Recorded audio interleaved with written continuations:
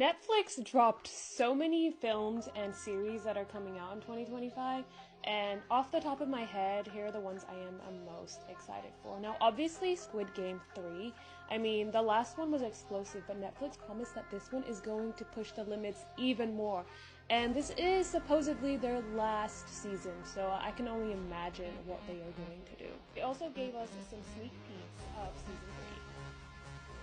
Now, there's going to be the final season of Stranger Things, and I'm not gonna lie, when I first saw this poster, I was like scrolling by fast and I thought this was an actual missing teen. So, if this is anything to go by, this is going to be one of the most explosive seasons yet, and you all know that they're gonna go out with a bang. Why does it feel like it's the final season for a lot of our favorites? I mean, You is coming to an end.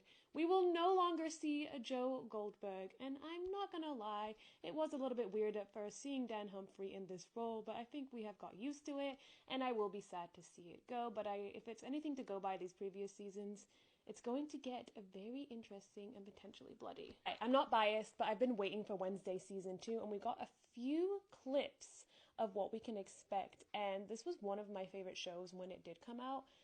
So I'm just happy to see it back, and if it's anything to go by season 1, I really do hope that we have more than season 2.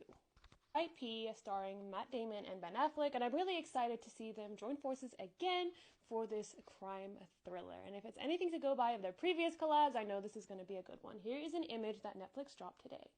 Okay, so I am super hyped for this one. It's called Zero Day. It stars Robert De Niro and Angela Bassett, who I love, and it follows the story of a former US President, George Mullen, who creates the Zero Day Commission to investigate a cyber attack that killed thousands. And we are living in a really crazy world right now, so this is very relevant. Netflix also unveiled a clip of Frankenstein. Guillermo del Toro has explained that he has been making this movie for many years, so I am so excited to see this because I love monster movies, and it's supposed to come out in November, so pretty close to creepy season. Netflix also announced Knives Out 3, which will be called A Wake Up Dead Man, a Knives Out Mystery. If you were a fan of the other two films, you are going to love this one.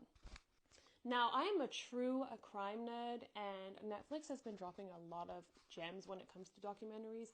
They outdid themselves with the story of Lyle and Eric Menendez, and I'm excited to see American Murder, Gabby Petito, because this case shocked the world, and it really hit home because we are in the social media era. On top of this, the documentary that's out right now about OJ as well is great.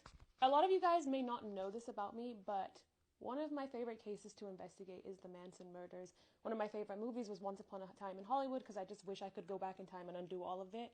But Errol Morris's documentary, Chaos, the Manson Murders,